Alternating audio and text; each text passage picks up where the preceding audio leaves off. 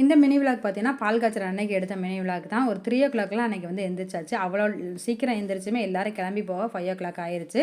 இந்த புடவை பார்த்தீங்கன்னா நாங்கள் 3 பேருக்கும் ஒன்றாவே எடுத்துக்கிட்டோம். என் தம்பி வந்து எங்கள் எல்லாருக்குமே எடுத்து கொடுத்தது தான். நாங்கள் வந்து இங்கே சூஸ் பண்ணி தான் நாங்கள் வந்து செலெக்ஷன் பண்ணோம். அங்கேயே ப்ளவுஸும் எடுத்து தச்சு கட்டிடலான்னு சொல்லி அன்னைக்கு கட்டியிருந்தோம். இந்த சாரீ வந்து எப்படி இருக்குது அப்படிங்கிறதையும் மறக்காமல் கமெண்ட் பண்ணுங்கள். நான் இது லாங் வீடியோவில் ஷேர் பண்ணுறேன். ஆனால் எனக்கு எப்போ போட டைம் கிடைக்குதுன்னு தெரியல.